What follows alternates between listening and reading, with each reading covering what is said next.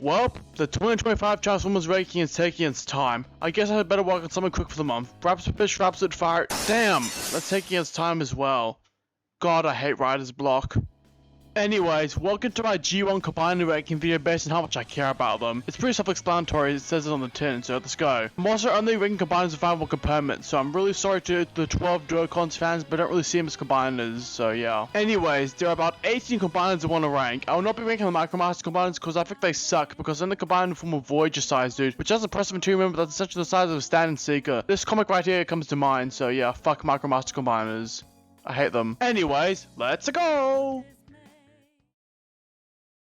I generally got nothing to say about this dude. He's literally a worse version of a combiner I, mostly, don't care for. His major things on the hotspot recolor his Iacon ball to remember is colored red, which shouldn't really be a problem. I mean, red is my second favorite color, but hotspot already had an awesome shade of blue, which works well for his design. So taking away the most unique aspect of his design is a cardinal sin in my opinion. Instant F tier combiner.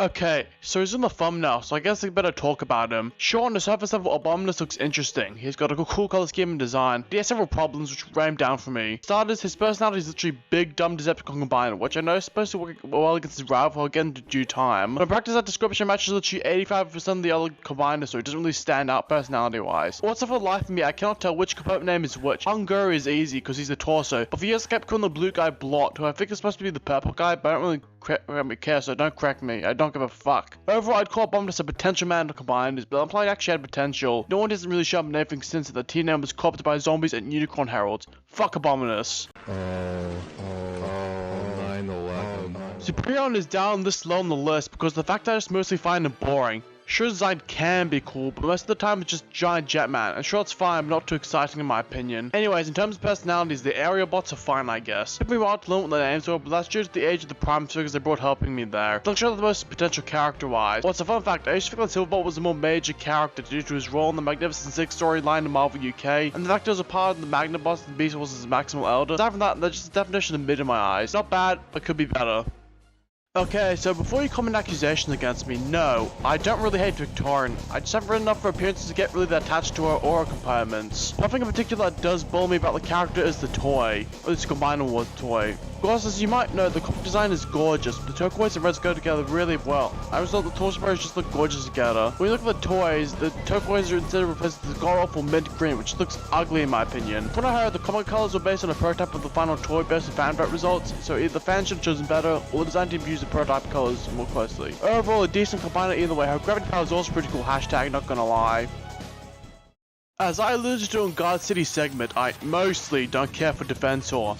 Mostly. I honestly love that it was the team dynamic and personalities, with Blade being the actual psychopath and the team for the first responders and pacifists. It's actually my favorite component in particular. Also, Hotspot has a really nice design, the skyish blue being a unique color for fire truck, which really helped Defensor in the long run. I also think the rivalry of the Combaticons should be explored more, because they essentially got this protection versus destruction motif going on. Also, Defensor's forceful ability is kinda cool, even though he's just reheating Troubreaker's nachos. Not so much to say here, so moving on, but another sort of combiner either way.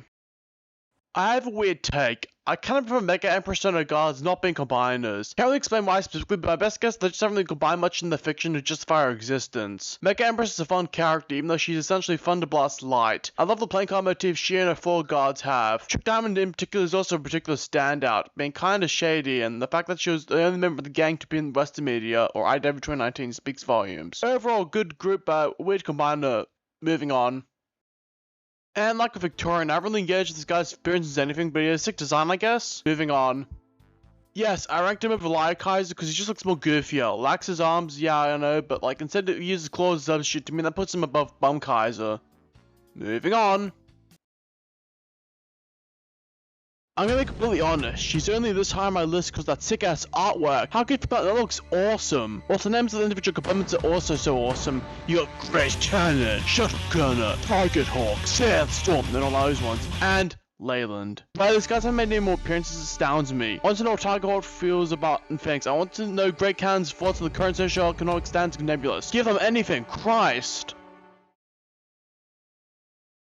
Okay, so I think Menasor and the Seacons are alright characters. Breakdown has obviously become a highlight in various series. I also like the Day was a pro knockout, Dragonball exists, and Wildfire is my favorite. Not only just loose cannon who wakes up and chooses violence is my favorite type of character, I like Blade so much. Also, Menasor makes for a great rival Optos in terms of design and personality. I like Menasor for the most part, except for his design in some circumstances. While the G1 toy is a solid enough design, the G1 cartridge design is really stinky, particularly the limbs. His legs are facing the back, which defeats the whole purpose of a combined design to begin with. I mean, if you're not gonna show the big dudes made of smaller dudes, then why even fucking bother? The fact that the cars go over the arms when the arms don't is like, it angers me with a primal rage which like can't be rivaled at all. Overall, fuck G1 cartoon Menasor's design. Moving on. I'm gonna be honest, the reason he's as high as my list is for the color scheme. Like, hot damn, the pink and purple go together really well. Personality is discount Predaking. I guess the whole combine that actually works like it's supposed to is rare enough trope, so I'll allow it. Unfortunately, I can't really name limbs that well. I know Tentacles is a squid and Half Shell's a chest and Nautilator is something, but everyone else eludes me. Moving on.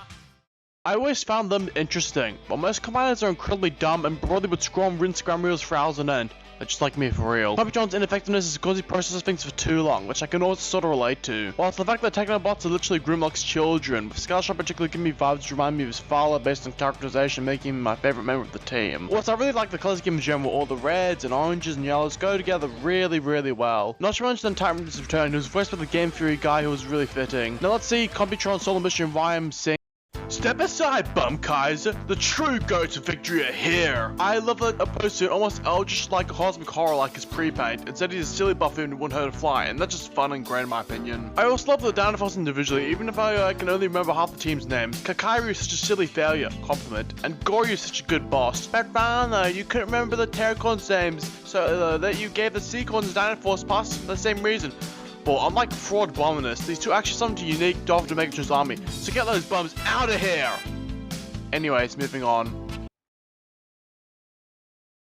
You'll know him, you'll love him, it's time for Devastation! You cannot make a top combiner list and not include this dude to any capacity. He's so iconic, his colors are also iconic, green and purple go together super well. He was only combined to get a proper movie adaptation that made up entirely of construction vehicles, which are rare outmodes for Transformers characters. Whenever he's in a toy line, he'll rarely be a side project, no, he's gonna be the main event! Also, this whole video game now after him, so yeah, Devastator's awesome. Don't have much else to say about him, so overall, I think he's a banger. To me, Bruticus is also a banger combiner. You got really strongly characterized individual components, which Full Cybertron showed off to great effect. A great war motif of mostly military war adjacent vehicles and blast off. It's very hard for me not to talk about these guys because I think that all the reasons articulate how cool I think they are.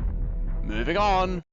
To me, Monstructor is literally just Abominus if he was good. I love that he essentially characterizes the Eldritch Abomination as Cybertronian metal or skin or whatever, which I think is really cool. Also love the color schemes for individual bots, particularly with Ice Pick. His cyan blues paired with the dark red are a really neat color scheme which should be used more often. However, in terms of characterization, my favorite member of the Monstercons has to be Slug, because 1, he has magnetism, 2, like Yoda he talks like, and 3, he has a pretty interesting characterization, essentially being this Decepticon artist who uses Autobot corpus to create artwork, but he's also troubled by the dips of the soldiers on any side fighting throughout the Great War. Such an interesting characterization which should be explored more if ever showcase the individual personalities of the Monstercons. So overall, a combiner team oozing with potential. I'm actually also really excited for a core class combiner figure, but in the future I also love a proper size version of the Monstercons. They're just so cool. I always really like them. Raiden did not make the most interesting character on paper, and I have trouble remembering what component is which sometimes, but the design is also really cool. Pay the fact that it is essentially supposed to be one of the first Cybertrains forged on Earth, which is a really cool concept. I think the thing I like most about Raiden is he's technically one of the first combiners of Transformers. Yeah, back in Iacon he was first released as Devastator, which makes them perfect rivals in my mind. Side note, but I'm constantly praying to the heavens that a new Trog Raiden is being planned for something, because I absolutely refuse to buy the MPG versions. Please. I swear to God, I'm praying so hard. Please, please, please. Okay, it's time to explain my love for Predaking. Back in 1986, up till that point, every other combiner was characterized as either a stupid brute or simply being ineffectual, mainly due to the process of the merging of minds which usually happens to your combiner. Predaking truly broke them all by having all these components simply agree in one thing. The thrill of the hunt. As a result, Predaking is a more eclectic combiner, able to actually form coherent thoughts. Their characterization was so effective that Piranacon stole it. And then the fact that the G1 figure was actually the physical biggest combiner toy out of all of them at the time. Then there's also the fact that Takara clearly loves the dude, because he was the first combiner pick for the Adamus Machina line, as well as being reissued a few times. And for me, the Predacons could easily work as proper rivals to the Dinobots. Remember these dive bombers rival to Swoop during Marvel UK. He even stole his name at one point, that's right. Swoop was originally called Dive Bomb, before the Predacon Dive Bomb bested him and stole his name. So overall, these are the reasons why I think Predaking is the best G1 combiner in my opinion, and why you should like him as well. Also, I think he has a cool design, like he oozes aura and hype moments. If you like this video, make sure to smash the like button like the child, subscribe to my channel, ring the bell and do all that crap. In conclusion, Volcanica sucks, the beast is better.